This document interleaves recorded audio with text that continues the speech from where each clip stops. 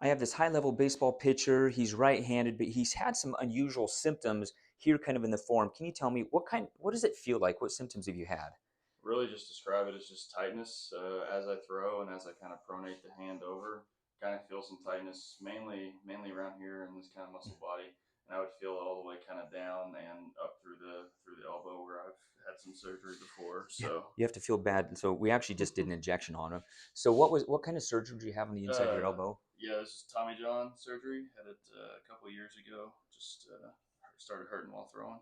And even at that time, right? What were your symptoms when you before you had Tommy John and you injured those ligaments? What were your symptoms? Also, I kind of described it as a more so a tightness in the forearm. We didn't even know that the UCL was torn until we went in and did an MRI. We thought it was really just kind of a flexor strain, just because the muscles through here were a little tight. So you said even your current symptoms feel kind of similar to that, right? Which makes this a little bit worrisome. Yeah, definitely. That was kind of my first worry. Was like, well, it's the same thing as I felt a few years ago, but definitely a little bit different on the stress test. It was interesting when we were doing some testing. He was really tender here. This is the pronator teres that actually comes across. So baseball pitchers use this pronator muscles lots. Show me like the motion when you throw. What's that like, right? Yeah, everything just kind of comes off right here, which is that natural pronation of the ball coming off the hand. So it makes sense for that muscle to be really kind of Mhm. stressed. And we noticed on ultrasound, we could see your pronator muscle. You have a nice big, like ripped pronator teres muscle, right? So you've been jacked there. But we thought the nerve, the median nerve that comes down here, that's the same nerve that comes to the wrist for carpal tunnel.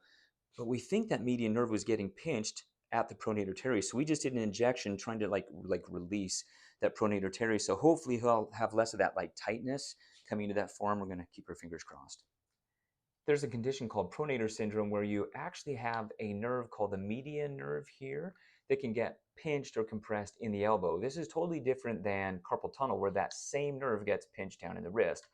So this is the front part of the elbow. We have this deep muscle here that's called your brachialis. And if you look real close, see that little pulsating artery? That's really cool. That's your brachial artery.